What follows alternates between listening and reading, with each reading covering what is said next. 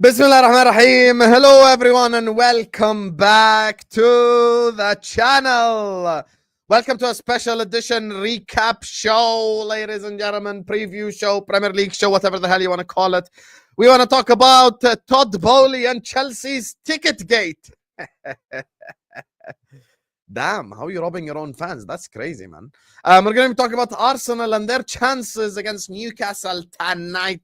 We're going to be talking about Ruben Amorim, and the Man United era and everything that's happening right now because Crystal Palace just dunked on your head top. We're going to be touching on Spurs as well, the whole Matthias Tell stuff. Regardless, big up to every single one of you guys. Make sure you guys are slapping the like button. Make sure you guys are subscribing to the channel if you're yet to do so. Every single one of you guys right here, right now, please hit the like button, subscribe. Also, all the amazing panelists who are on the stream, their channels are in the description, so please go give them a subscribe as well. Joining me first and foremost, he has a Rubik's Cube in his hand, and that's even easier than Arsenal going through tonight.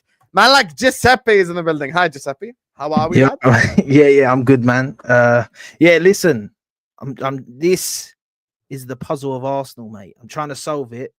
Yeah, because Arsenal can't seem to solve their problems at the moment with the fucking transfer window that we had and that. But yeah, big up.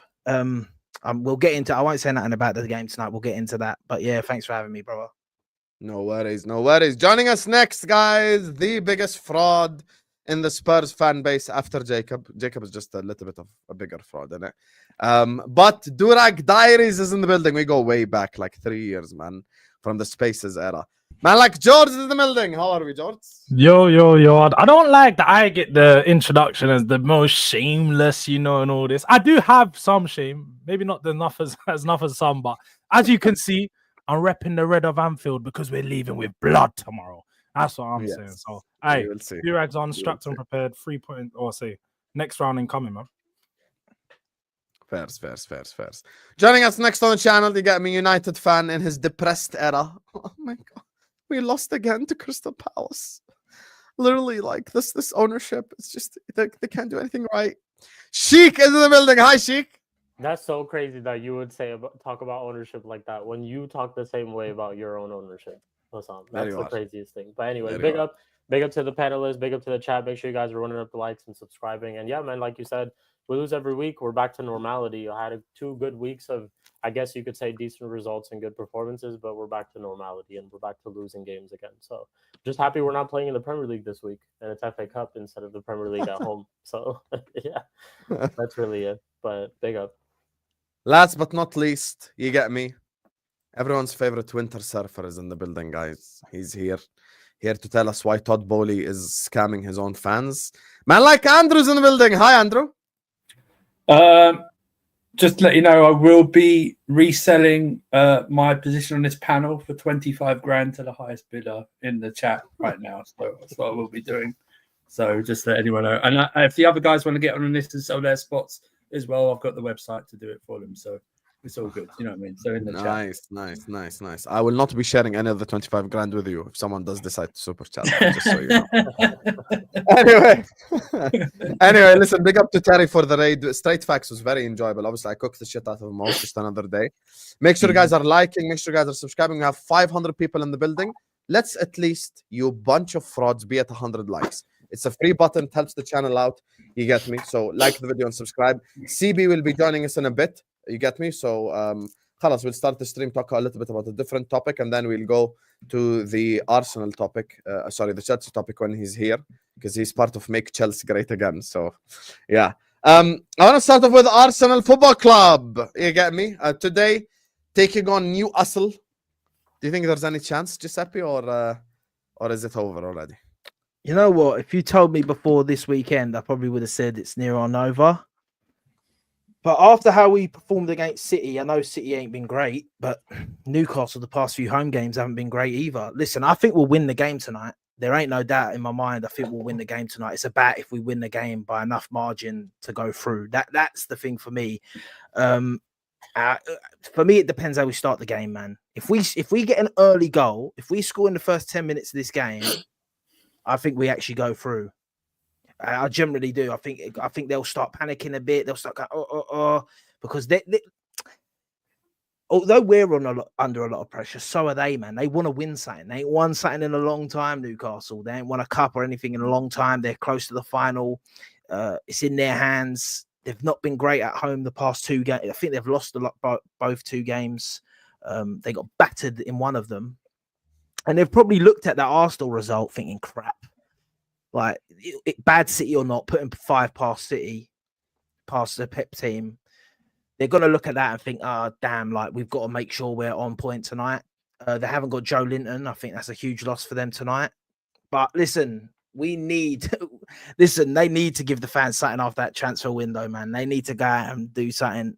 They need to get through. But yeah, man, listen, what do I expect? I don't expect us to go through.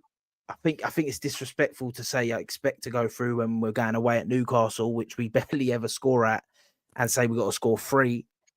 But once again, I think we'll win the game. It's just 3 goals. By 3 goals is a lot.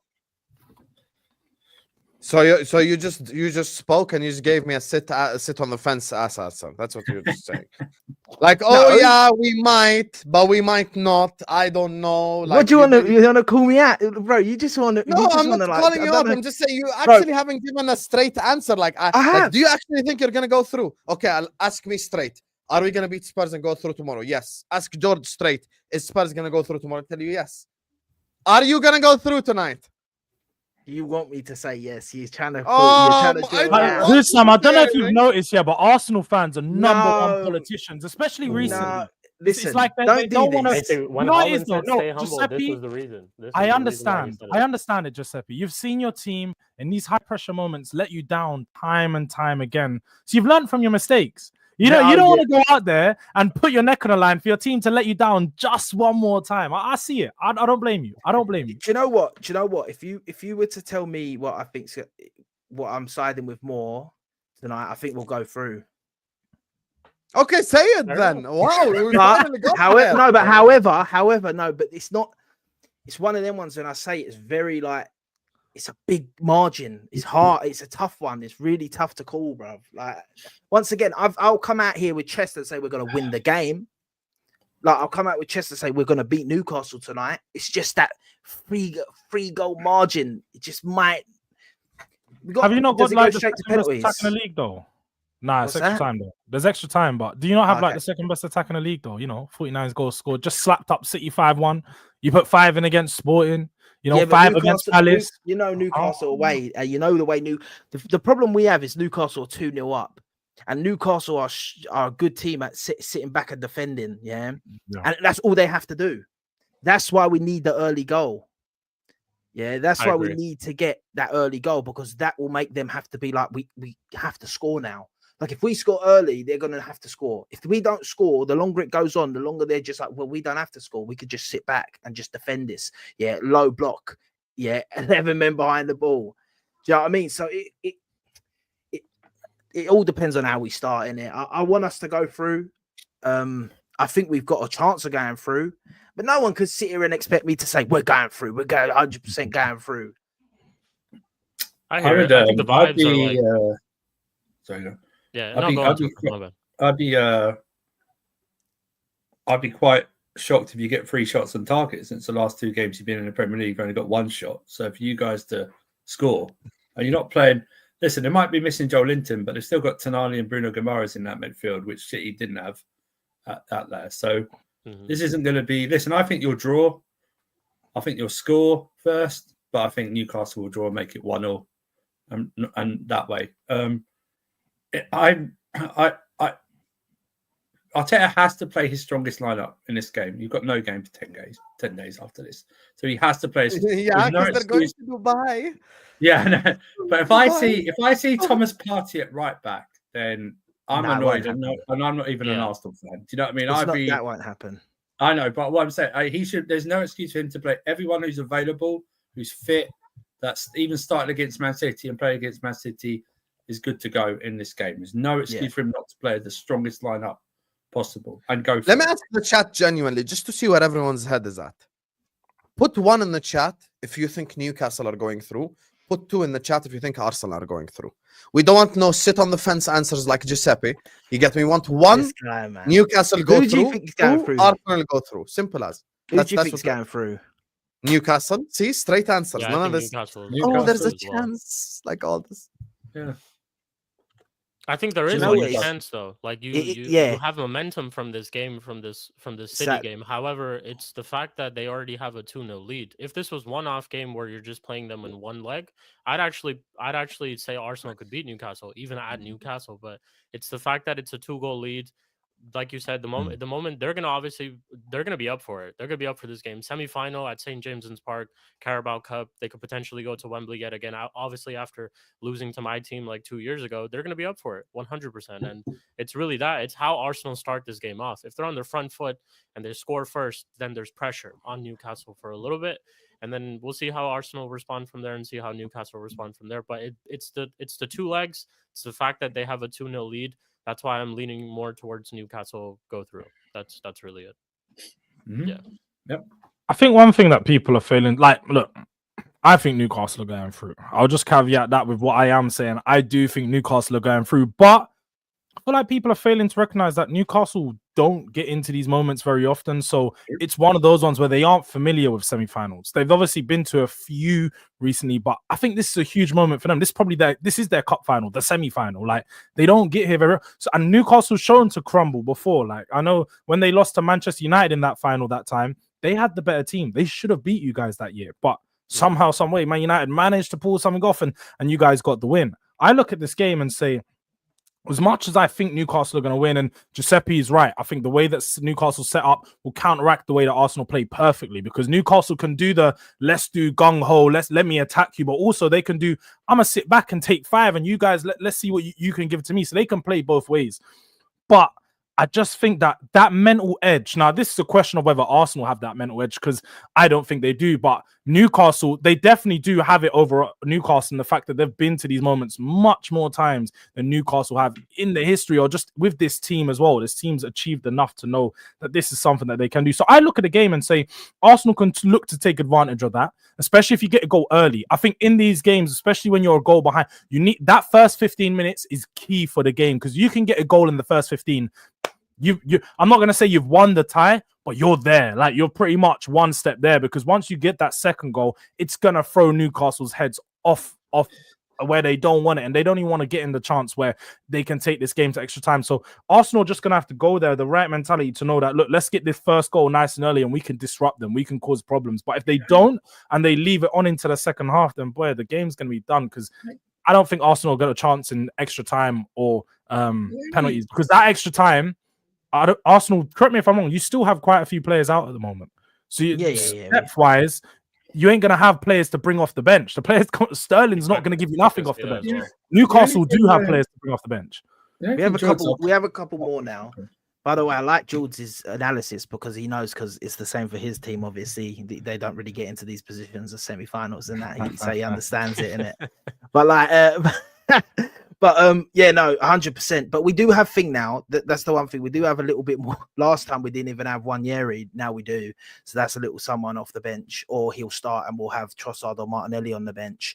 But you're right, innit? If it goes to the second half 0-0, it's going to be tough to get 2 goals back. The problem is Newcastle are so defensive, man. It's like, if it's another, I feel like sometimes it's like, depends on who you got, because it's like 2-0 down, for example, against certain teams, you think, yeah, we can get that back. But when you've got a team that can sit back and just cheese out a game the way Newcastle can at their ground, and have the possibility of a counter-attack with someone like Isak, it's going to be tough, innit? And I think that if Arsenal win, if Arsenal do go through, yeah, then it's going to be a wicked accomplishment for going through. I just want to counter what George said. I think these two teams are very equal in terms of their experience in getting to these stages. I don't think Arsenal experienced this team getting to stages like this at all. This team, I think they're more or less the same, really.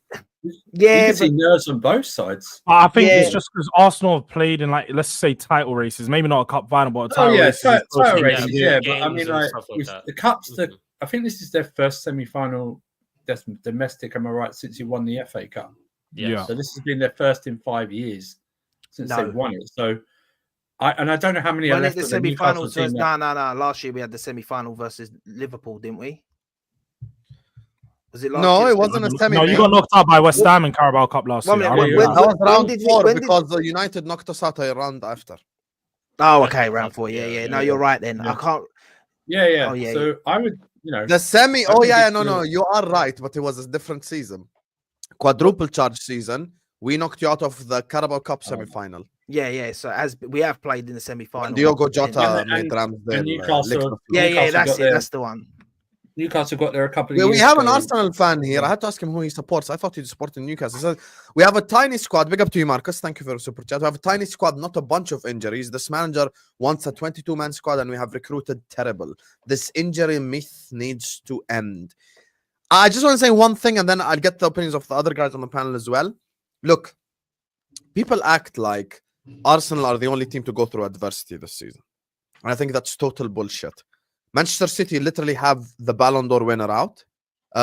Also, this year, we've had Jota injured. We've had Konate injured. We've had multiple different injuries to starting 11 players. I mean, I only got to see Chiesa, who's are only signing like a month ago, you know.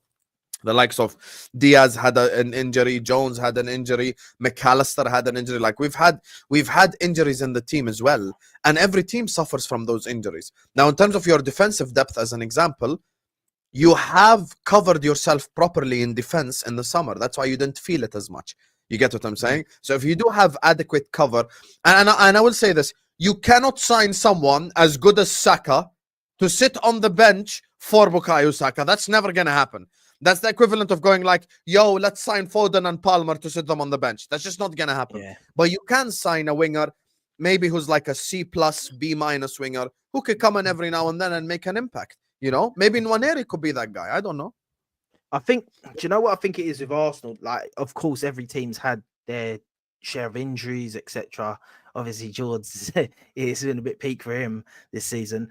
But if we talk about injuries, Jordz should be the loudest. I'll be honest with you. But the thing is, the difference is, I think, with Arsenal is we've had big injuries and key injuries and stuff at the worst times, and we're still up and around it. Like these other teams you're talking about, like Man City, bruv, they're gone. They're in the top 4 race. We're the only team with these injuries and that are still actually staying up there. And we've got the lightest squad as well out of all the guys. Like, let's be real, Tottenham have all their injuries, but brother, where they are in the table, I'm sorry. Yeah.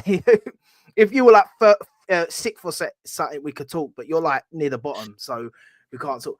But like, it's the fact of how our injuries have come along. Obviously, we had Ben White out for most of the season, but luckily we signed Timber and Calafiori and stuff, and Lewis Skelly has saved us a lot this season, coming out of as good as he's been. But I think it's the fact that we lost Odegaard for 3 months. We finally get Odegaard back, which once again, for a team like us, losing him is massive because we're not Man City or something as a player that can go in and do it. Once he's come back, we've now lost Saka for 3 months, arguably even more peak. And it's like we've just not caught a break. We've not had loads at the same time, but we've had these key players consistently out. Giuseppe, I can give you an example from my club, who is not Man City, who doesn't have a big squad. Quadruple charge season, Salah and Mane both go to AFCON, get to the final, so they stay really long there.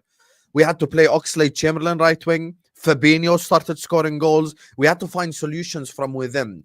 Now, the one thing I will say is regarding like Odegaard, one of the things that you can now say in hindsight is Arteta should have played Nwaneri earlier. Is that fair to say?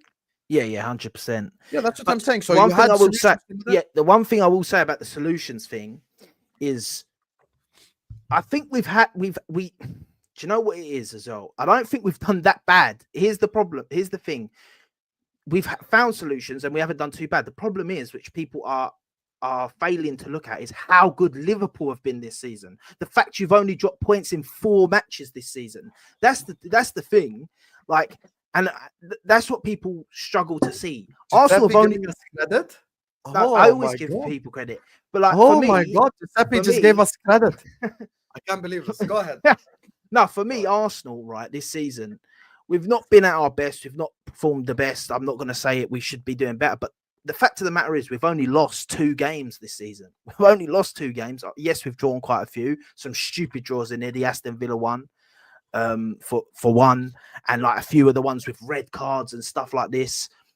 But I actually think we've not dealt with the injuries that bad. It's just been like when someone's playing as good as Liverpool have been playing this season, you kind of need all your guns, because, like, for example, the Aston Villa game, again, you got Saka, you probably win that game. A couple other draws. If we had Odegaard or we had a 10, we probably would have won them games. So, listen, it is what it is for Arsenal this season, and injuries ain't the excuse, because we should have signed, and then we've come to January and we should have signed. So at the end of the day, I don't know who to blame at the moment. Is it because you can't blame the team? I don't even know if you can blame the manager at this point. I think it's just the board, like, just not spending the money. Do you think people are just suddenly talking about the Cronkies though? Because there are people who talk about them anyway. Big up to you, Marcus. But not everyone is like, not everyone's really like, not like, if I had a conversation with most of the Arsenal fans in August, let's say June, July, they wouldn't really have mentioned the Cronkies like that.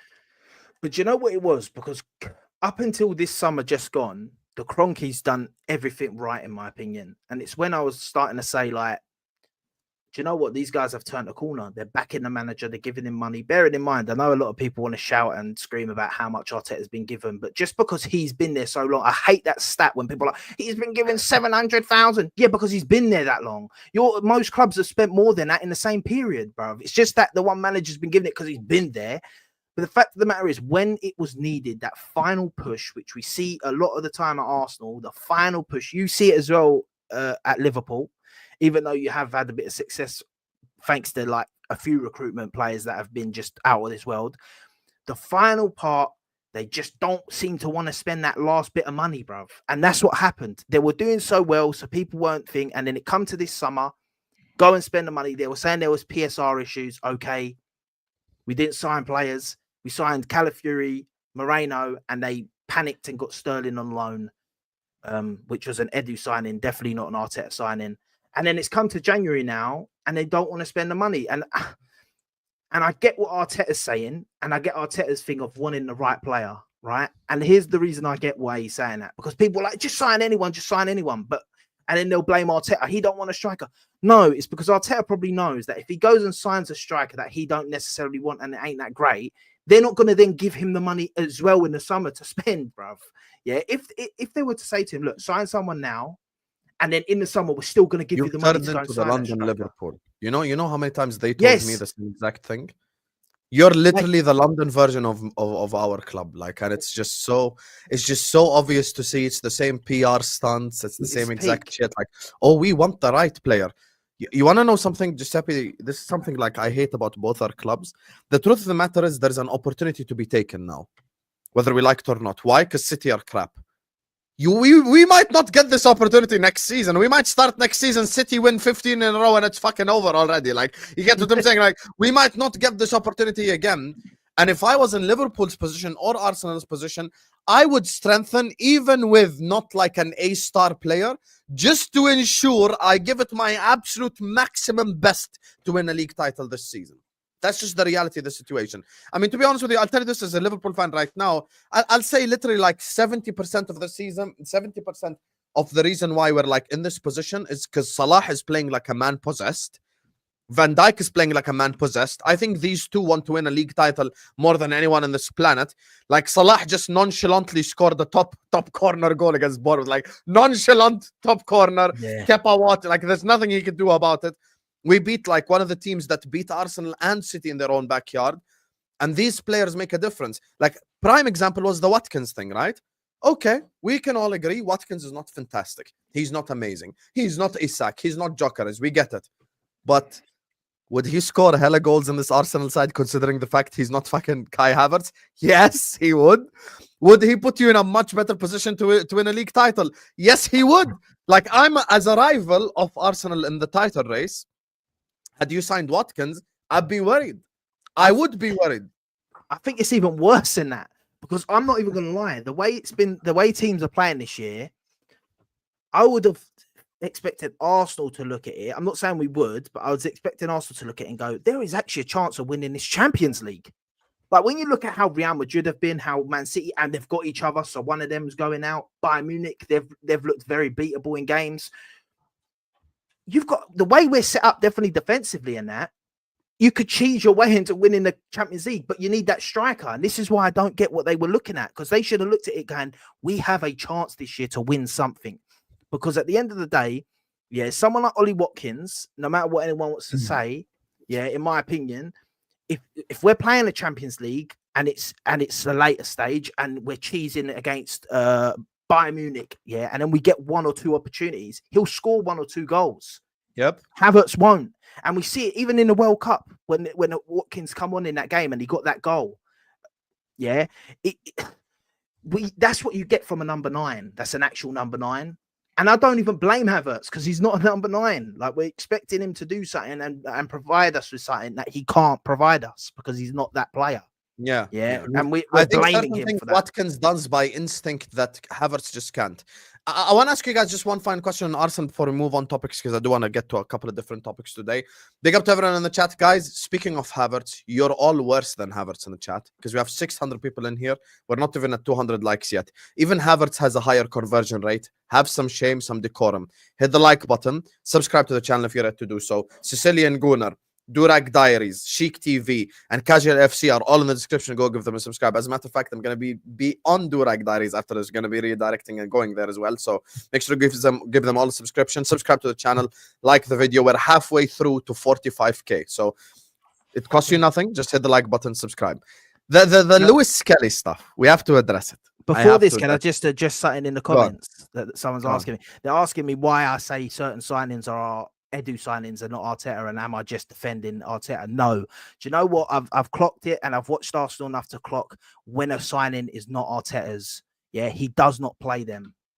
Yeah, Fabio Vieira, Sterling, Lokonga. These guys are not his signings because he never plays them. He force feeds players that he signs. And if right or wrong, Havertz, these guys, he'll keep putting them in and he'll try and make them work when they're his signings. When he doesn't, it proves that they're not. Sterling plays games because we've got bare injuries. Otherwise, trust me, this guy would barely be playing.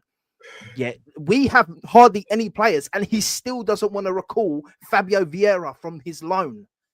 It proves that it's not one of his guys. That's what I've seen it with my eyes. I know because I see it with players that he signed that are his players, that if they work or not, but he'll keep trying them and keep persisting with them. There's certain players that he don't persist with at all from the start of when we get them, and they're not his signings. They're Edu and Bald signings. You can see it from a mile away, in my opinion. But yeah, that was just to that one. So the Lewis Skelly stuff, guys, we have to address it. We have to address the Lewis Skelly stuff. We have to talk. Did you just do the Haaland celebration? Stay humble, eh? Lewis Skelly stuff. I'll ask Andrew first, and then we open the floor up. As a Arsenal hater, what do you make of this whole Lewis Skelly fall off in the universe after he done the celebration? Football fans are the biggest hypocrites on planet Earth. I'll tell you right now, because I loved it. I absolutely loved it. I love the Adebayor one for Man City against Arsenal when he ran the full length of the pitch. I love that. I love it. I love it. We try and make people robotic. Footballers, this generation of footballers are more robotic than any previous. Do you know what I mean? And someone shows a bit of personality, scoring a great goal. I don't even think it's about like generation. I think UK is just bad vibes. UK is just bad vibes. They don't want to see no one having fun.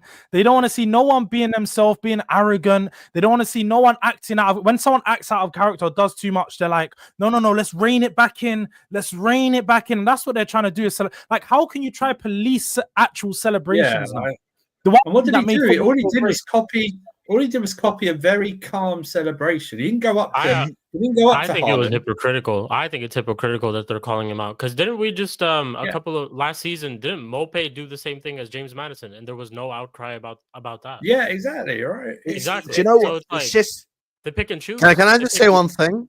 Can I prove Jordz correct?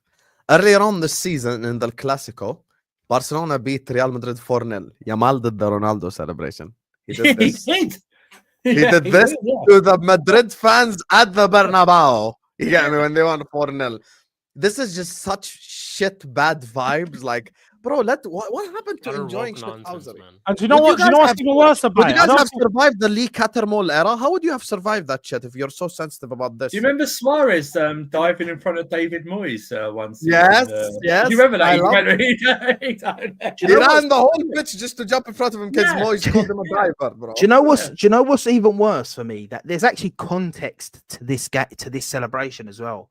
There's context to Lewis Skelly doing it. Not that there needs to be, but the last game we played, yeah, as everyone knows, as it was clear to see when Haaland was beefing with Gabriel, Lewis Skelly went to stop it and said, "Calm down, whatever." And he turned to Lewis Skelly, and you see on his lips, "Who the fuck are you?" Yeah, he said, "Sorry." He's done the who Conor F are you? McGregor, man. Yeah, who the F are you? Who the F are you? Is this guy? Yeah.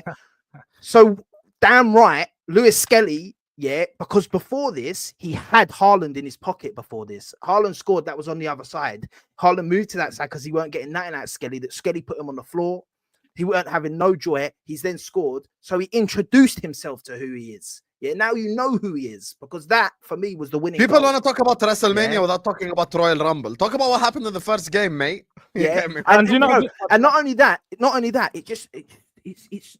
the problem with this hypocritical stuff is it starts, yeah, from the pundits and all that. They're the worst, mate, because you got Gary Neville sitting there that pisses me off. I hate that guy, bro. Trust me, Yeah, I because hate him too. how I is hate him. he telling me? Yeah, how is he moaning about Gabriel? I don't like that he shouted in Haaland's face after we scored a goal. I don't like that. I don't like that. When the last game, he said nothing about Haaland scoring an equaliser and throwing the ball at the back of Gabriel's head at the end of the game. And he said nothing about it. But now Arsenal have done it and Gabriel's done it to him. Oh, there's an issue. Oh, there's thing. And then you've got him going, oh, in the game, yeah, Gary Neville, this is how tapped it is. This is how much Arsenal rattle people. And I know people don't want to say it, but we rattle certain people. We had Gary Neville in the game basically saying, oh, I wouldn't blame Haaland for just like doing a leg breaking challenge sort of thing to Gabriel, the way he's been on him all game. Yeah, then you had that Cundy guy on Talk Sport basically saying, oh, That's what Cundy said, by the way. Cundy said that. Oh, he goes, oh, I don't think He's it's I don't think disgusting. it's clever. Yeah, Yeah, that's I don't think it's disgusting. I'll be clever. honest with you. He was look going, what happened with oh, we Haaland's saw what happened. dad. Yeah. And he It's was basically referring to, like, he advocating- should have done something. Yeah, Nah, it's disgusting. advocating for like a rivalry to start and for Haaland to like snap Skelly's leg and injure him, career injury him or something because Basically, he's done like a what happened to his celebration. dad. He's basically Yeah, what happened to advocating his dad. violence at that point. They're advocating Bro, violence at that point. And to then a young and What kid. happened to his dad? He like was to talking go about back that. to it as well when you talk about the Sky Sport, this is where it makes it really like you have to sit there and think like, and I don't think it's an Arsenal. I think when you look at the players, very clear to see why, because I saw this tweet today of just Sky Sports. They had an upload a few years ago, Jamie Vardy's greatest wind-up celebration. So it was great for Jamie Vardy. That's what It's I'm saying. amazing when Jamie Vardy does it, and you have to go back and think like, so Campbell, is it a colour thing? Is it a colour thing? Maybe is it a colour thing? Because it's because of Lewis Skelly. When I say when Haaland done it, no one bit in mind. It's like, oh, Haaland threw the ball at his head. It doesn't matter. I swear the to what- God. what is thing is- Lewis Skelly now. Exactly. Bruv, can I say Phil Foden something? does the gun salute, no one says anything. You know what I think, mean? but the funniest thing is, you'd think that there would be like siding with Skelly in the sense of this guy. I think currently is the best English left back. Yeah, on current form, he's the best English because He's England the only is- one. Yeah, because England are crap for left The backs. Yeah, only one, maybe yeah. Hall, Yeah. maybe Hall as well. Him and Hall. Yeah. Oh, yeah. Why are you not bigging this guy up, trying to get this guy more confident? Because in a couple of years we've got a major tournament, and you might want him to be left back. But once again, England love to crap on their own players, bruv. It's like they want English players. Like And I can don't I get just it. say one thing on this topic that I feel like we have to highlight a little bit? Big up to John Bones Jones. Big up Jachilad. Sky Sports have political affiliation. That's why he says so. Because of this, they've got to display properly. And listen, I know these conversations make people really like really uncomfortable. But you have to have these conversations because when you notice difference in energies when treating a certain part of like form of individual versus treating the other form of individual, you have to call it out. This is just the reality.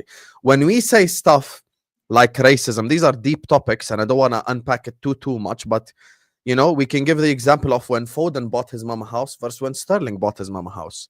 two completely different articles. I can go back 5 years. Whenever Salah dove to win a penalty, it was, oh, he's a diver. Remember at the start when it was like, oh, Salah's a diver? But when Kane did the same thing to win a penalty, it was, he's smart, he's intelligent, he's winning the game for his team by winning them a penalty. Why do we fail to mention the fact that Erling Haaland throws a ball at Gabriel after City scores, initiates all the bullshit with Arteta by telling him to stay humble for no particular reason whatsoever, when they actually were humble at the time, tells Miles Lewis Kelly, who the fuck are you? But then we focus on the fact that Lewis Kelly done a Haaland celebration. Like, this is the thing that just makes no sense to me whatsoever. And what Jason Cundy said, because I have to call out these bastards, there's a reason why YouTube, Don Hussam, Sicilian Gunner, Shik TV, there's a reason why we're overtaking these Talk Sports people, why we're overtaking all this Jason Cundys and shit, because of the stupid shit that they say, like the stuff that they said today. You're talking like Lewis Kelly essentially deserves to get his career ruined and career over because he done a Haaland celebration. Because when you're talking about Alfie had a career-ending injury because of a Roy Keane tackle. So I'm going to give a scenario today. Let's assume, God forbid, a Newcastle player 2 foots Lewis Kelly and he's out till the end of the season. Is Jason Cundy happy then just because Lewis Kelly done a Haaland celebration? Is that basically what we're saying here? Because when you talk about Alfie Haaland, you're talking about a career-ending injury essentially. So should Joe Linton today 2 foot Lewis Kelly just because he imitated Haaland? Like, is that the logic that we're going with here? Because that's shit logic, and that's horrible logic to go with. If someone tells me, who the fuck are you? I have every right to mock him if I beat him. 100%. 100%. He scored the 3rd goal in an important game, and he mocked the guy that told him, who the fuck are you? Now you know me, because I done your celebration, so you're going to remember me forever. So what the fuck are you complaining about? And people are piling on to this Lewis Kelly guy like he's like this form of villain. He ain't no villain.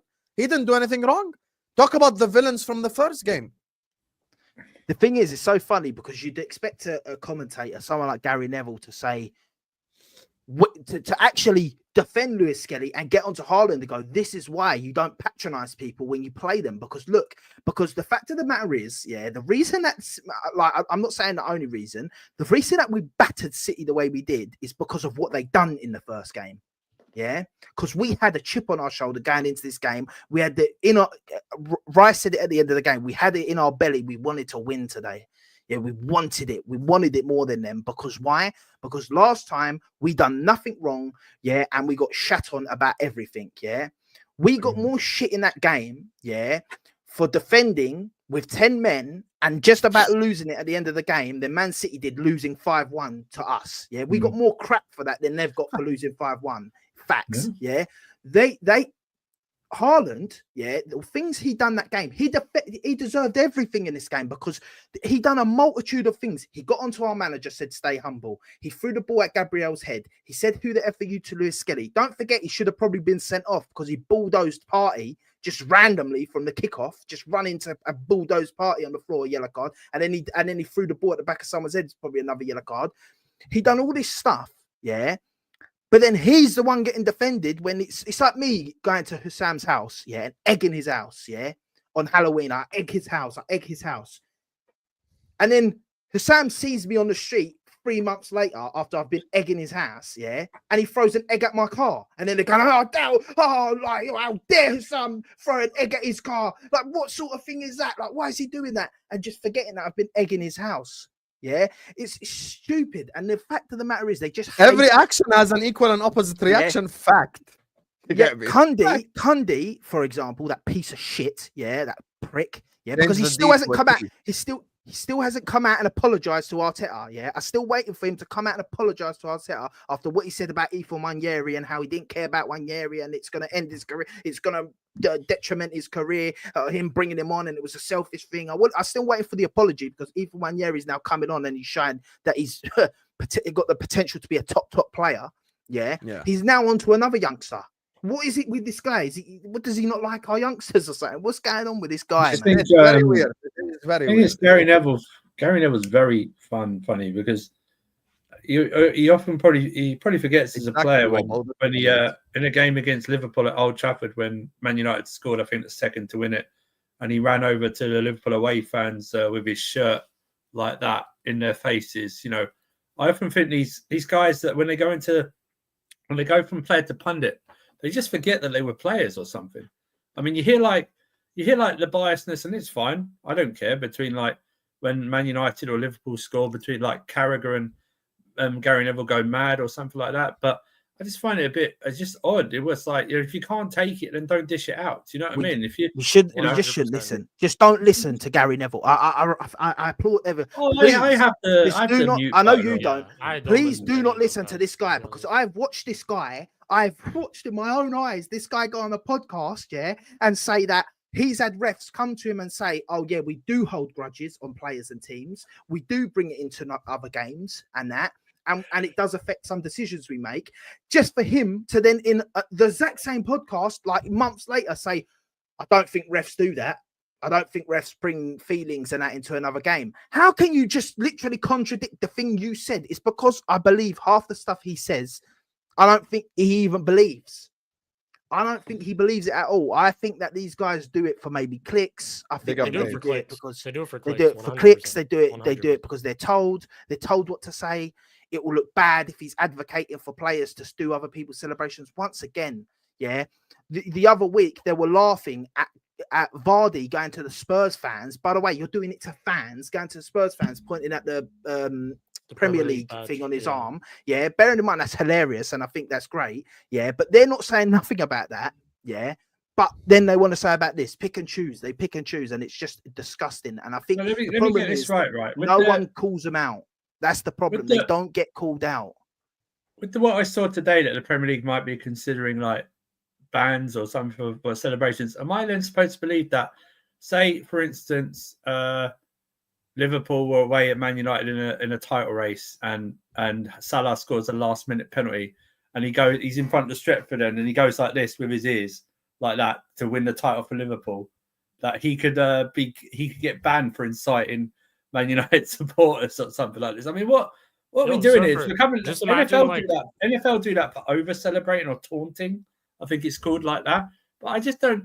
It's like it's part of sport. Sport is a battlefield. Okay, it's about fight. It's about competing. It's about fighting. It's about getting a result. It's about being sportsman. You take it out, and it's just. You give it boring. And you take it. You give it and you take it. At the end of the day, what a lot of people don't realize as well is, let's just say an example. Yeah, we're playing Liverpool, right? Close to the end of the season. This is just a hypothetical, and we're joint points with them at this point. They've dropped points. We've picked up points. We're joint points now. We're at Anfield, and every time we have a corner. Declan Rice is getting abused by the Liverpool fans. Your girl's this, you're this, you're that, that, like the fans do. And then in the 90th minute, Declan Rice scores the winning goal that arguably would win us the league, for example, because we'd now be 3 points above City, Liverpool with 2 games left.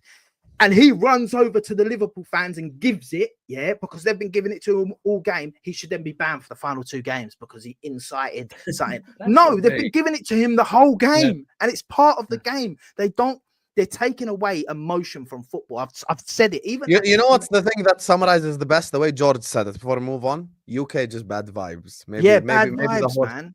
Maybe the whole thing is just bad vibes. You get me? They're trying to put trademarks on celebrations. That's the craziest thing. They're actually trying to put trademarks on celebrations. The worst thing about it is it's not even Cole's Palmer. It's not even Cole Palmer's celebration. It's not even his celebration, bro. Like, for example, let's just say it like this. Lewis Skelly. That's his first ever goal for Arsenal. Maybe that's his celebration. Maybe that's his celebration now. And every time he scores, he's going to do the peace thing. How can they tell you're reaching now. No, I'm just saying. But where we're saying now, don't overdo it. It's not his celebration. It's not his celebration. But what we're trying to say is what my brother just said, where he said they're trying to trademark celebrations. How do you know what his celebration should be or what? You can't do that. That's ridiculous. I do want to move on to the next topic. Big up to every single one of you guys locked in. Make sure you guys are slapping the like button. Make sure you guys are subscribing to the channel if you're ready to do so. All you incredible, amazing, lovely people. Please hit the like button. Please subscribe to the channel. We are going to be moving on to Chelsea and Todd Boehly scamming his fan base. Big up to Antonius, Marcus. Big up to John Bones Jones, aka Jahilad. Big up to you guys for the super chats. Make sure you guys are liking. Make sure you guys are subscribing. So, Mr. Andrew, the Chelsea. Yeah. More embarrassing stuff. You get me? Talk to me, brother. What's happening? I couldn't give a crap about this story. I don't care. Doesn't mean anything to me. I really don't care. Doesn't matter. Chelsea fans resell their tickets anyway sometimes when they buy them, for extortionate prices. So why should this be anything different? They're reselling tickets. Scalping has been a problem. Now it's just on websites. Do you know what I mean? It's just that. And you know what? Some of the atmosphere at Stamford Bridge, maybe we need other fans, because the atmosphere at Stamford Bridge nowadays is like a library. So I don't really care. The fans that go there don't even sing. Do you know what I mean? I really couldn't care less. It doesn't mean anything to me. It's not a crisis. That another thing. The favorite word of the UK media is crisis. Or it doesn't matter. I couldn't care less at all. There's not just Chelsea tickets on there. It's other clubs' tickets are on there as well. So why don't they just do the whole? Why don't they just involve the whole Premier League in it? I see Super Bowl tickets on there. I see concert tickets on there. I see the next UFC stuff on there. Happens all the time. You know what I mean? I don't care. It's hard to monitor all that type of stuff, to be honest. How do you monitor that? Do you know what I mean? You can't really monitor it. It's really, really hard to do that type of stuff. It happens here too, like for NBA games and stuff that I try to go to personally. It's the same thing. Yeah. You have resale value for everything in the world, to be honest, at this moment. So if I was a season ticket, I could resell my ticket. I could resell every home ticket if I wanted to for an extortionate price. I could auction it off. And Chelsea fans. And not just Chelsea fans. I know other football, not a big chunk, but football fans have done that for time, for season upon season. I couldn't care less. You got Chelsea fans that want to spend a lot on the tickets to try and get hold of like Enzo shorts and stuff. Start sniffing. Player shorts and stuff. I wanted to say that was weird. He took a whiff of it as well. Crazy. Crazy fans Chelsea have, man, and that's why they're spending so much money, man. They want the shorts. They want the shorts. They want the underarm. That's the difference. Just imagine spending 20 grand to just watch Jackson miss chances, Sancho pass back. Like it's just mad. Cole will make mistake after a mistake. Yeah, Cole will look at the referee after he gets bullied by a West Ham forward. That's what you're paying 20k for, Chelsea. That's crazy. 20 grand for Ed sniffing Enzo's pants. No, thank you. I'm not doing that over it. You know what I mean? You can hold that. I listen. Who's spending 20 grand on the ticket? I think it's just. But the prices for normal tickets are extortionate anyway. But then again, Shik knows that US sports are more expensive than actual following English sports over here. So you know what I mean? We've got it actually pretty cheap over here compared to like US sports. Do you know what I mean? They're but yeah, I don't know. It doesn't really, I don't go because I have to pay for bills and a mortgage, so I don't go. Do you know what I mean? So it's one of those. So I haven't been for a very long time, for a few years. So I can understand outrage of it, but I think I don't think it's the biggest story as people try to make it any game in London is extortionate. Let's have it right. Tottenham, Chelsea, and Arsenal probably have the most extortionate ticket prices in the whole of Europe. Like it's not like it's even if you're buying it directly from the club. So if it doesn't really make much of a difference. Like, people are going to go out there exactly. And that's just the ticket. You got to add then. Big up Sky in the you got to add so much like. It's madness. I mean, you can get Airbnbs cheaper than a match day going to a Premier League ground nowadays. That's how mad. By the way, I just want to say, you guys, subscribe to Sky's channel. Her shorts are absolutely hilarious. You have to go watch her shorts. I actually genuinely laugh watching them. She's very talented. Make sure you guys go give her a subscribe.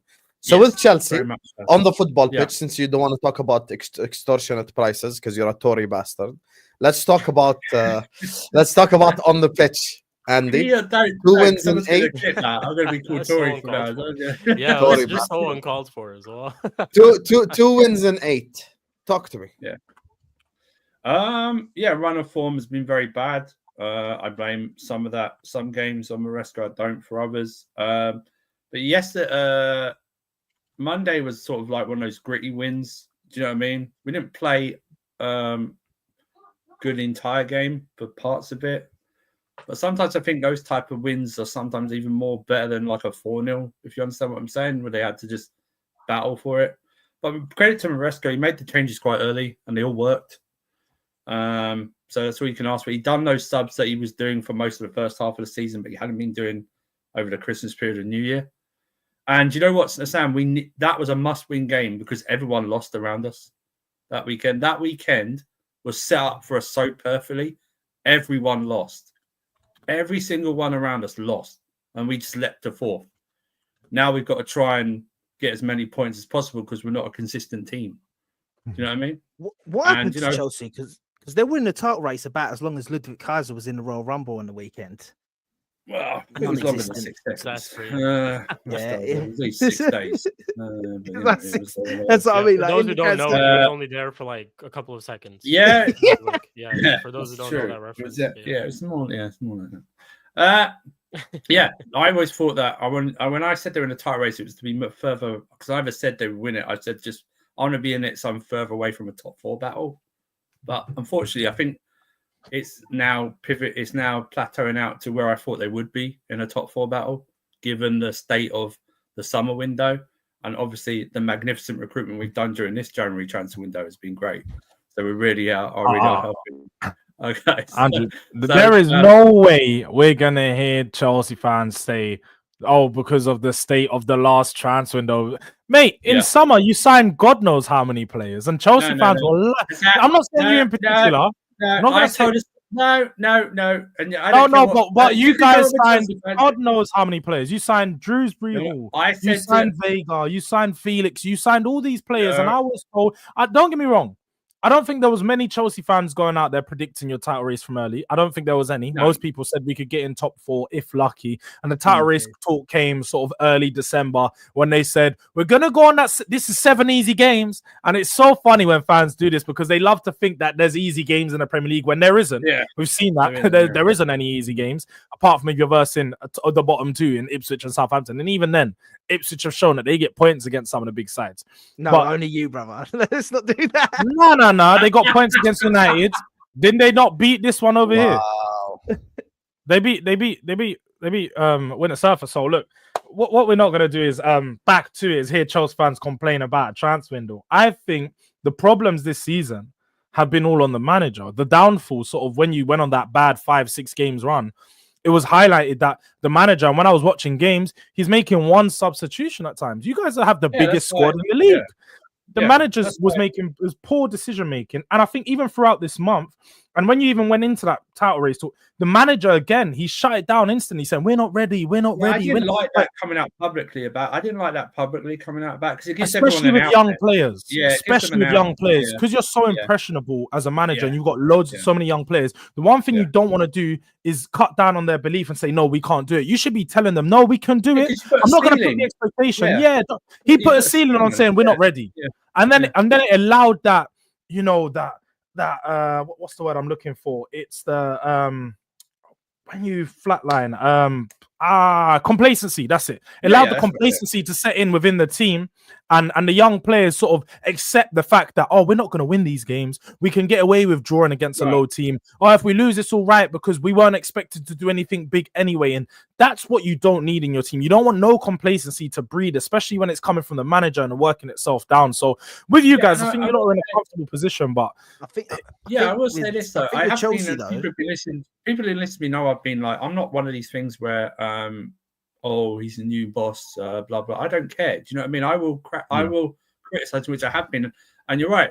He was doing the fast subs or quick changes quite early, like in the early parts of the season. And then over the Christmas period he wasn't doing that, and then Monday he did do that. But he has to be taking the task on. Like I'm not giving. Listen, for instance, I'm not giving him praise for dropping Sanchez on Monday. Should have done that weeks ago. Diego. He's not getting praise for me for dropping him. You know what I mean? He should have done that weeks ago. He's a bum. Do you know what Sanchez? The problem is? Absolute bum. Do you know what the problem is? He has to improve. Do you know what I mean? You've got a big opportunity. And you've got to try and take it with both hands. But that he like I say, blame him for every single game, but he gets a big chunk of the recent form for blame for his decision making. Absolutely. Not you, Winter Surfer, bro, but like a lot of Chelsea fans, I don't like hearing them now the way they're speaking, because they should still be in the title race, in my opinion. Yeah, and there's no reason they shouldn't be, because the amount of money they've spent, the players they've got, the depth of their squad. Yeah, the fact of the matter is, the games that they've lost you've lost the points in. Yeah, it's fair enough if you were in the title race and then you drop points to Liverpool, Arsenal, you drew with a City, and then all of a sudden, them 3 results you've dropped down. By the way, that's totally true from Jordz, from Giuseppe. Why? Because we're talking about the teams here. We're talking about Fulham, Crystal Palace, Ipswich, like all the teams that you're essentially expected to beat, whether you're in a title race or not. And by the way, I put it down to a few things, man. I put it down to one thing is, from what I've seen, when the pressure heats up, when the pressure's there, when it gets hot, cold Palmer don't come out, bruv. When the pressure's up and the fire's there, the cold Palmer does not come out anymore, bruv. Lukewarm Palmer produces, because in all them games, where was he? People want to talk about him and Saka and all this stuff. Where was he in them games? Yeah.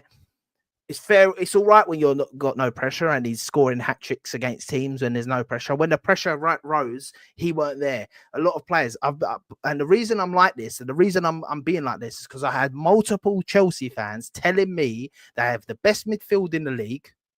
Yeah, I had them telling me that they've got the best individual player in the league. Yeah, I've heard them saying they've got one of the best attacks in the league. Yeah, so you can't tell me you've got all this. I had them telling me Colwill over Gabriel, yeah, in a combined 11 with Arsenal. You can't be saying all this stuff and then try and come out to me and tell me that it's just because of the keeper that you're not in the title race. Yeah, keeper, of course, is a big thing. The fact of the matter is, for me, yeah, is that Chelsea, they overhype themselves. They're overhyping their players. They're a good team, yeah, but at the end of the day, they fumbled, yeah, and they fumbled because, and maybe the manager, maybe you want to say the manager, who his substitutions and all that, he hasn't got the experience and all that sort of stuff. I don't want to hear that experience factor, because we never got that with Arsenal. Arsenal never got that like thing of the experience factor. At the end of the day, I just think they just fumbled. They fumbled against shitty teams that they should have been. Saka doesn't go missing like Palmer does, though. Yeah, he never does. He, just it's such a. I can't recall the last time Palmer had like an amazing game. Saka went missing before the last season. At the end of previous seasons, he went missing for 2 months at the end of each season because Arteta ran him into the ground. So he did. That's why he went missing loads of times. But I will say this: Palmer has to step up because of the performances of last season. So there's a level, performance-wise, that he has not got to this season. I always said, look, that talk of Palmer being the best player in the league was because of one game against Brighton, and Sam knows this, and I know Sam will know I've said this. While it was a world-class performance in that game because he made history, I haven't seen much of that since. Do you know what I mean? He's got the numbers this season, but he's not got the performances. Now, he's created a lot of chances, absolutely, but sometimes you have to take the game upon your shoulders, like he did last season. And he's got no real excuses because overall he's got better players around him, or players performing better this season than last season. Do you know what I mean? So there's none of that. Like, I thought he had a goodish game, decent game on Monday. I know that his shot deflected and went in, but he still put an easy chance for me in the second half wide, and he has done that. And I've always thought that while he's not played well in some of the games, there's an over-reliance to keep him on the pitch. He should be substituted more for me. But if he's not playing, I think Caicedo was your best player on the pitch, and I think in the last like 6-7 games, I'll be honest with you, I actually think Enzo's been your best player in the last 6-7 games. Like, a vast improvement from Enzo. Enzo Fernandez Monday was fantastic. He was all around that pitch Monday. I know they gave it to Caicedo. I actually gave Enzo man of the match myself on Monday. I thought he was sensational. He should have scored. He should have scored in the first half. When he got played through, he should have scored. But overall, and maybe that thing about him having that injury last season was true. Do you know what I mean? Because this season he's doing more and more, and he was fantastic. But but the others had to step up now. I mean, Noni Madueke, however you criticize him, he's not my favorite player. He should have scored. Enzo should have scored. Sancho should have had a better shot when he scooped it over like that. These players have got to take their chances more, and then you won't have the pressure on the manager because they're taking it. But, you know, we won. We push on for a double header now against Brighton. Hopefully we dunk on them like Forest did at the weekend. And we knock them out the cup and beat them in the league. So, you know. Oh, yeah, you actually play them back-to-back, FA Cup and League, right? Yeah, we played them in the league next Friday, so Valentine's night as well. So there'll be a lot of Chelsea fans cancelling their romantic plans, I think. It's so weird how much that happens, isn't it? How often that back-to-back. Yeah, you play. It's so weird. Yeah. It happens. It happened so to us much. earlier on the season. We played It them happened to us as well. in the league.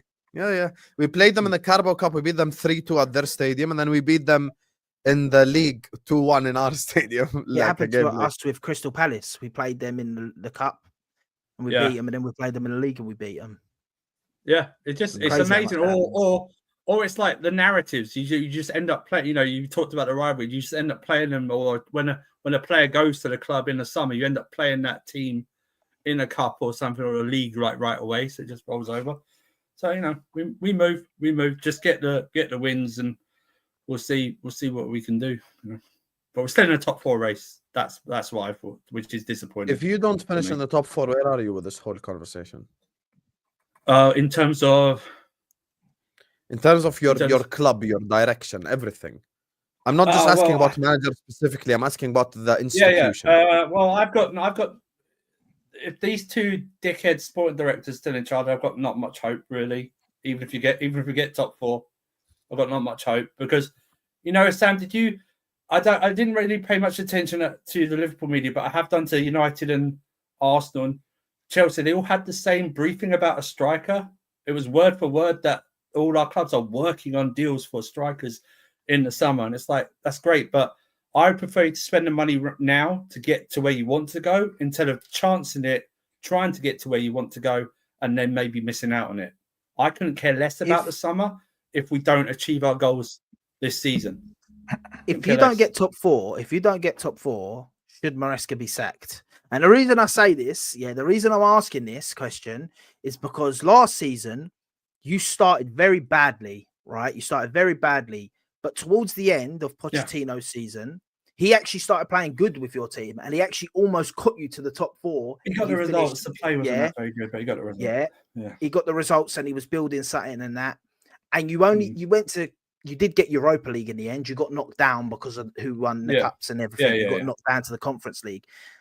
Yeah. But now Maresca, if he's showing actively that he's getting worse throughout the season, why is the energy different? Like, I know what you're saying right now. Because we've been playing. But I'm talking if it comes to the end of the season and you don't get top 4. Because here's my theory about why. Here's my theory about why it's different. I'll tell you what. I think it's different given what was expected of both coaches in terms of what they've done in the game. But also, I think, even myself, I didn't expect Maresca to sort of hit a ground running so much so and get Chelsea up as high as possible in the first half of the season. So for me, but at the end of the season, if they decide to get rid of him, I'm not going to cry about it. Roll on the next manager. I'm just used to it. Do you know what I mean? Roll on the next one. Actually, this thing I noticed, I learned this last week that top 5 gets you Champions League this year. Depends. I think it hasn't been confirmed as of yet. Yes, I'll tell you this: the coefficient, the 2 highest coefficients both get things. Yeah, and the English coefficient is so far ahead of Italy and Spain that it is gonna happen. But Sam, you know the thing though, Sam, though, I don't want to rely on that. I want to get top 4. I don't want to rely on possible 5th. I want top 4. That's why I wanted to be in a title race. The thing is, though, if you don't get Champions League, then you definitely got to maybe look at sacking him because that would. No, but that's the thing, though, Giuseppe. But this has been the problem with Chelsea for far too many years, and I think this is what they need to acknowledge when they've hired these men. I mean, they should have acknowledged it when they hired Potter, but obviously Potter went bad real quick. And I think the same maybe with Pochettino, because he turned it around and he called out the board a few times. That's probably why he didn't get the opportunity to stay. But when you look at how this has turned out, and we can all sit here and acknowledge Maresca's not doing an amazing job. He's not pulling up any trees, but at the same time, I mean, they need time. He needs time. He needs time to build the squad. He needs to actually have a project and something to, reflect. Like at this moment in time, if Chelsea sack him, then they've gone through what 6 managers in like the last 5 years. How are you ever going to progress? How are you ever going to get anywhere? You need a manager to. No, but you need a manager to build a solid base to then for if another manager can then build upon that and then take you guys to the next step. With Tuchel, he was doing that, but then he had all these different restraints, and then these new boards come in and said, "Look, you're not good enough no more," which was stupid now looking back because Tuchel's better than all the managers that you brought in after him. And now you have to do what Arsenal done and probably what Tottenham are doing at this moment in time. And you just have to persist through the rubbish sometimes and persist through the dirt until you come out on the better side. And that's what will happen, I think, if you actually persist with Maresca. He's got some problems, got some things that he needs to learn from, but he can only learn with time. And you guys need to give him that time to then learn from it. If he stays and we don't get a Champions League game, I'm not nonplussed because it's the problem. I think the problem is above him in terms of you can do this strategy they're doing, you can do it a lot better than it has been done in terms of the recruitment. And the biggest word you hear now in football is opportunity, right? Oh, if there's an opportunity to sign one, we're going to do this, we're going to do that. You don't get him what I thought in the summer window. I know Shik has heard me say it a lot of time. You didn't get me a goalkeeper I thought was good enough or a striker who could respect Jordz. Yeah, exactly. So, but then again, he's chosen Sanchez for the better part of the season. So that goes on him. But, we'll wait and see. Like I said, we'll just roll with the punches at this moment in time. Like I said, I really want him to go strong in the FA Cup because that is a trophy we can win. Obviously, the Conference League, that should be a win no matter what. I don't care what anyone says. We should win that no matter what. And then we aim to finish in the top 4, and then we roll on in the summer and see what these bozos do in terms of recruiting. I think he should be sacked if he don't win that Conference League. Oh, yeah. That's such a layup. It's such an easy layup. It's like it's like putting an over 12 team in an under 6 league. Do you know what I mean? That's I'm not gonna lie. If I was Spurs last season, man, Spurs should have just bottled a few games. And when I was in school, when we were in grade 8, we beat the grade 12s. It was the most embarrassing day for them ever, in school. How is the grade 8 beating the grade 12s? I have no idea. Only Spurs could be in the Conference League and not win it. That's unbelievable that happened. Yes, and speaking of Spurs, no. That's what we're not going to do. We didn't get knocked out. Perfect segue. Let me segue to Spurs. Big up to everyone locked in. 600 people in the building. Guys, we're 2 likes away from 200. You're a bunch of frauds for not hitting the like button. Make sure you guys are hitting the like button. Big up to Diego. Big up to Jachelad. Big up to Marcus. Everyone, please hit the like button. Subscribe right here, right now. Perfect segue to the Tottenham Hotspur, which is going to be the final topic of the day. So I won't keep you guys for too long. Let's just talk about Spurs a little bit. And then we're headed over to George's channel as well. We're going to unpack the game. But I do want to hear the rival thoughts on Spurs first. You get me? So, yeah. Jordz, you have made the signing. Tomorrow, you have a big game. I saw your video earlier on. Vicario is going to be back. Not necessarily. I thought he was going to be back. I saw news, and then I'm reading the press conference, and Aaron just being really. He didn't want to. He only touched on like Romero, Van der Ven. He didn't really touch on any of the other players potentially being available. But I was hoping Vicario would be back. But it looks like we're going to approach that game with Kinky in goal, and hopefully he's not kinky like he was against Arsenal, because he was letting man get too close, way too close, and trying to play the game very, very fine. It was risky settings against Arsenal, but I'm hoping, look, that this game is going to present a massive opportunity for most of our players, because all of them are young. They're going to go to Anfield, and hopefully, look, we're going to be leaving, calling it Anfield. You know what I mean? I'm hoping he goes there. He can leave with a big win. Lead us into that. Oh my God! Yeah, we're going to be calling it Anfield. Come on, you Spurs. Let's go. Yes, we are Spurs tomorrow. It's going to be called Anfield by the time we're done with it. We're leaving with something, and we're going to leave. Remember, we only need a draw. I need to keep telling you, we only need a draw. I like Arsenal. We only need a draw. So hope you get a ticket from an officer, fraud. You ain't in that. You are You are out, bruv. Yeah, let's just put it out like that. You guys are out, bruv. If you didn't do Did enough, man just say Angefield? Yeah. Nah, I can't do this, mate. 1-0 is not enough. If Do you you were just 2-0, say Angefield? You're so rude and disrespectful. you are Respect out, your owners, yeah? mate. That's what we're going to be Because calling it after. I'm just Have saying. you got? Is Van de Ven out? Did I read that? Van de Ven's out. Van de Ven won't be playing tomorrow. Yeah, he's Yeah, out Van for de a Ven's while out. again, isn't he? Van de Yeah. Ven's And out. they didn't say he's got re-injured. They just said that his current injury is just it's taken a bit longer. He played 45 minutes last week. Them being They smart didn't- this time and not You're rushing him out. back. The thing is, though, that's again like Andrew. He played last week. This is the confusion, though. He played 45 minutes in Europa League, and then they brought him off, and we thought he only played 45 minutes because that's going to be a precaution. Yeah. And then they've said, "Oh, he's not re-injured, but he just doesn't feel right." And I'm like, Is he in the red zone? Is he in the red zone? He's in the red zone. Are you gonna play? I think he's re-injured. They just don't want to say it, and that's why we were pushing so hard for Axel Disasi, and that's why we were looking at bringing him. I think it is. I think Spurs, I think he's Spurs. injured. Like I know someone who works at Spurs, and obviously, like I've heard from him. Oh, okay, yeah. Mr. Oh, IT. oh, No. Honestly, I've heard from him that Hey, look apparently at me. I know someone that works at Spurs. No.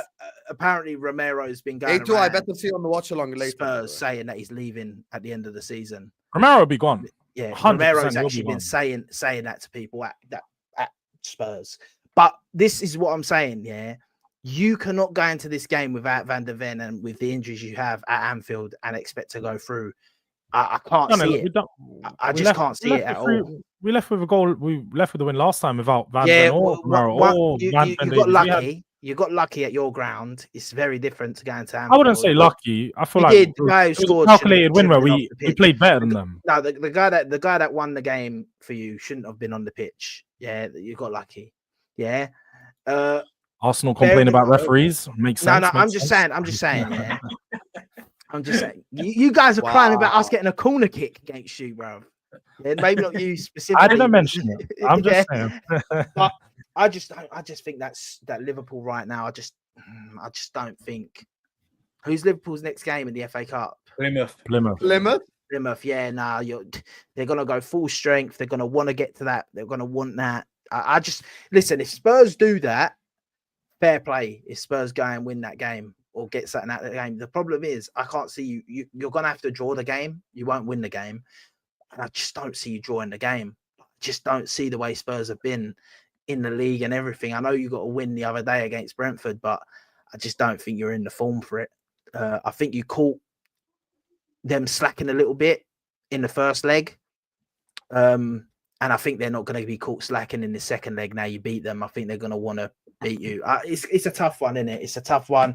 I actually want you to win and us to win so we can face each other in the final. I'm not even going to lie. I'm actually down for that. Yeah, so do I.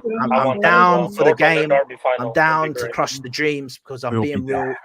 You'd lose 1,000,000%. You'd lose. You aren't beating. We beat you in cup finals before. You do realize the same the other way around. So I would be more than confident against you guys. We don't lose at Wembley. We don't lose at Wembley. I just want to say one thing. Sorry, you don't Giuseppe. take trips to Wembley. Quite frankly. I want to say one thing.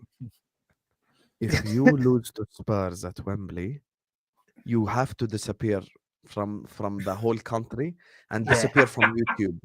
Sicilian Gunner TV will cease to exist. You understand? You will never ever.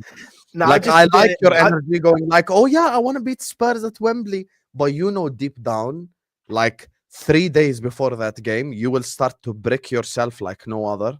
Do not lie. So don't wish for these things because in the I'm gonna go by what you're saying. In the 5% chance that Spurs win, only 5%. In the 5% chance that Spurs win, it's over for you. You're really Palermo FC would be my new team, bro. I'll be sitting in Sicily on the beach. Palermo FC, bro. Yeah, the thing is, obviously, the risk, the risk and the reward aspect of it. I just think, like, what a game, man! What a game that would be. And obviously, I have much confidence in us beating Spurs in the final. I just don't see them. I'll be honest. If that game does happen, that we make the Carabao Cup relevant again. Facts, like facts. That'll be the most watched final in like the last 10 years. We're gonna make it relevant. We're gonna make it a big game again, a big day out at Wembley again. Going back to the game, obviously, because obviously it hasn't been played yet. Obviously Spurs are massive underdogs. Even Jordz would probably say that they are massive underdogs going to Anfield, even 1-0 up. But I don't know. Let's see. It's like I said with Arteta. Really, there's no excuse for Slot not to play a really strong team in this game since they got Plymouth at the weekend. You know what I mean? Yeah, I expect Liverpool, Arsenal, Newcastle all to go strong. That's what I mean. There's no real excuse. I mean, Kinky, like you said, if he does play, he's going to have I think he's going to have the game keep life. Kinky, you mean? They call him Kinky. Sorry, I call him Kinky. I think your goalkeeper's going to have to. This goalkeeper's going to have one hell of a game. I think for Spurs to get through. I really do, and maybe Anges will apply some of those tactics that he did away at Brentford, because Brentford are a fast-paced, high-paced team. Because you were a bit more structured, very pragmatic. The ball. You know what I mean? You were very you let them have the ball, let them basically puff themselves out, limited them to. They had a lot of possession, but limited them to shots. They had some chances, but they I mean, your goalkeeper. They just put a lot of crosses into the box, and to be honest, I expect it to be very similar with the Liverpool game. I think that we need to approach that game in that way, and the way I expect us to set up would be to sort of counteract how much Liverpool are going to have the ball. Brentford don't have nuclear weapons. Mbeumo is arguably better than most of your attackers, barring Salah. Let's not lie about that. Yeah, but that's my nuclear weapon. I know, but I get what you're saying, and I'm not saying that they do. RPG. Now you're gonna face a nuclear reactor. You get me? Again, if we go back to that, last time we played, Salah was disappeared. As I said, Salah was a no-show. He didn't do anything, and I expect Jed Spence to do the same thing as he done last time. Look, outside of Salah, I do. You tell me. Do not tempt it. I will send him this video right here as motivation. I will send him your face as don't Jed Spence ain't fearing no one. However many man of the match performances he's had in these games. Yeah, he said, I'm hungry, let's eat. He even come out in an interview yesterday and said, I'm scared of no winger in the Premier League because he relishes these battles. This Spence redemption arc is something to watch after being in the cold for like 2.5 years. Yeah, it most definitely is.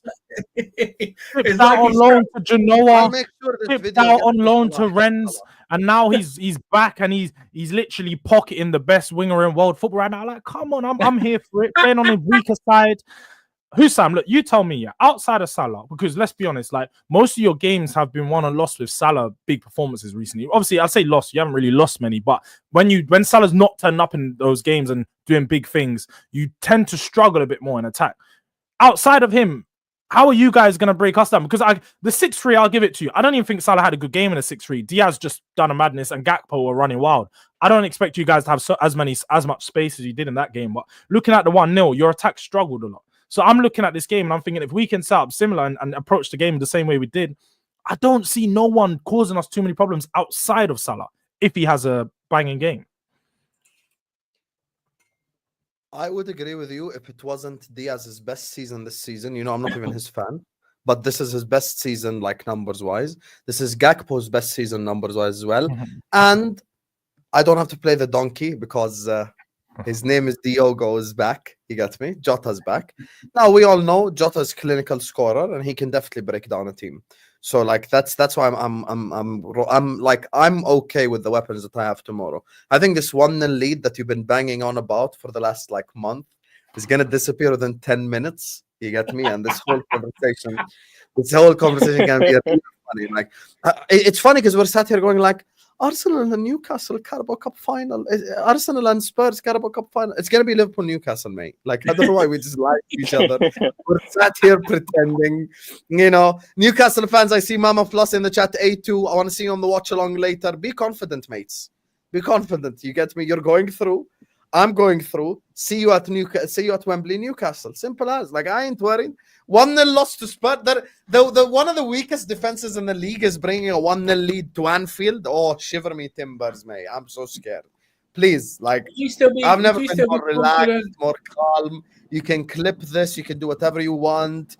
I'm just being I'm being serious. We're totally serious? getting Sam, would you still be confident if they were 2-0 up? Would you still be confident if they were 2-0 up? Does it matter? Yes, but not as confident. Right. Okay. Cool. Yeah. So Fair like enough. I'm Jordz. 100% confident now. I'd be like 70% confident if we were. Oh, okay. Yeah, I can understand it. Yeah. The thing is, the conditions. Look at the conditions. They're coming to Anfield, mate. Anfield. Yeah. With a I 1 just lead. think, look, if this was Premier League, I'd agree with you, and I'd go, yeah, no, probably not. This is a cup game. Anything goes in a cup. And as my manager said, as you guys like to say, high line for life, mate, and all this rubbish. My manager always wins something in his second season, and he's gonna get it done. As I said, Anfield, that's what we're even calling it. I just believe that we're gonna have the minerals to get it done tomorrow. That's just what I think it is. Like, there doesn't have to be like all the tactics and stuff. Sometimes you just need to want it more than the other team. Yeah, you don't have to win. Yeah. Spurs and you don't Middle have to in the win. same sentence is crazy, mate. Jordz, quick question though. With the same thing about Ange, let's say if you don't go through, do you think this is the end for Ange at Tottenham? Do you think this is what the board is waiting for? Nah, I think the board have recognized that there's so many injuries and so many problems going on that you can't really look at Ange and say he's the main one at fault. Of course, he's partly at fault. There's a lot of these games that you look at Everton's, Leicester's, Wolves, and say the team's better. The team's like we should be getting results against them. But I think he's just one of those managers that needs his players to play his football to actually thrive. And he's starting to learn more a bit, I'd say, over the past month. You can't always play the way that you want to play, just adjust for certain games. And he's been doing that. He's learning on the job and he's starting to make these adjustments. And that's one thing that I think that he's doing good. But I don't think that they would sack him just after the cup games. It doesn't make any sense. As much as I understand why, and I was one of these people saying, yeah, look, I understand, but I'm here for the project. We've still got Europa League. We've still got something to compete for. With Ange, though, I hear it. I don't understand how Ange could convince Matthias Tell to join Spurs, but he can convince Axel this. I don't understand this. No, I don't even think he had a call with Disassi. That's the thing. I don't think Ange looked. Ange looked at the news and said, he saw that high line. I think Disassi saw the high line. Disassi saw the high line. Exactly. I was about to say that. It's like dodging a bullet, not signing Disassi. I have no idea. Big bullet. Why they wanted to sign Disassi? You want to sign Disassi to play a high line? Are you dumb? Are you actually dumb, bro? Like, it's just, bro, like, you guys have no, like, that's the stupidest thing you could ever come up with. Like, ever. They tried twice. They tried twice to persuade him. It wasn't once. They tried twice. Jordz, I'm just going to read the super chat and then come join you on the stream. If you want to go start it. And Right, cool. By the way, did you send me a link? Yeah. No, you didn't. Yeah, check WhatsApp. It's probably like below a couple messages. You didn't send me a link. I'll resend it. I definitely did, but I'll resend it. I'll just reply to the message. You get it there. So no. But thank you anyway. Make sure you guys smash the likes before you head out, and you'll catch me on Direct Diaries, man. Come on, big up. I'm gonna see you guys over there. Big up, Jordz. Big up to Dinesh, who says, evening, Barcelona came to Anfield 3-0 up, no Mo Salah or Bobby 1-4-0. Bro, you get what I'm saying? Like, listen, let's all, guys, everyone in the chat, I love you all. You know I'm a very objective, honest guy. Okay? Mama Flossie, A2, see you at Wembley. Why the fuck we love to lie to fucking each other, mate? Why do we love to lie to each other? Oh my God. It's going to be a North London derby in the final. Oh my God. Habibi, what North London derby? Yeah, Arsenal have one shot on target away at St. James's in 2 fucking years. Yeah, and Spurs, who have one of the weakest defenses in the league, is going to Anfield with 1-0. Come on, man. Like, I've never, like, I'm just so confident. I'm just actually so confident, honestly. And I'm not even arrogant or anything. I know it's going to be how are the lads, and you'll never walk alone at Wembley. That's just how it's going to go. Like, it's just everyone we set up here just lying to each other and trying to over dramatize this shit. There's nothing drama about it. I think it's 100% your making to Wembley. There's like a 5% Arsenal win. 5%. Yeah, there's a little doubt that with Newcastle because they've lost. Like maybe like Newcastle get a player sent off or some shit. You never know. Exactly. If they give away a penalty or something early and something like that. Do you know what I mean? But of your mob, if you, like I said, both you should be playing your full strength team, and I think you will, and you'll blow them out of the water because it's Spurs. Yeah. If it was the other way around fixture, then you'd probably give Spurs a bit more. If it was going to, of course. If I was going away to Spurs, like 1-0 down, I'd be like, we have to fight a lot and stuff. Anfield on a Thursday. See you guys later, I mate. mean, that's already an equaliser, isn't it? Really, it's already an equaliser going to Anfield. It's already Yeah, one. yeah, yeah, literally. By the way, It's within like, 10 yeah. minutes, we could ruin everything they done last 90. Within 10 minutes. Yeah, Like, exactly. I'm Yeah, not even trying all to be that like hard work for 90. All that hard work for 1 just to get through it in 10 minutes, like literally. Anyway, listen. Big up to Marcus, John Jones, aka Jackie Lad. Big up to Diego. Big up to Dinesh. Big up to everyone who joined us on the stream. Sicilian Gunnar. CB was supposed to be here, you guys, but he couldn't because of his connection. Casual FC is in the description. Go subscribe. Go subscribe to Shik TV. You get me? He did not get a speeding ticket or anything. Yeah, I'm good. Subscribe to this channel. Like the video. Big up all the super chatters. I'm going to be back, inshallah, for the Arsenal Newcastle game. And this stream is going to take you over to Durag Diaries, where I am headed. Do you work in a strip club, Sheik? What's going on? No. It's the lighting. I work at T-Mobile, so all the lighting is like magenta. Yeah, it's just the lighting. Damn, that looks like the GTA strip club. Bro said you work at a strip club. That's insane, bro. That's insane. I don't know. Maybe you're crazy. a stripper in your spare time. How am I supposed to know? Anyway, this stream is gonna take you over to Durag Diaries. Myself, Tom Little, Spurs has Jordz, and there's another guy I've never worked with him before. So should be a very interesting, incredible video. See you guys on the other side, guys. Peace. Peace.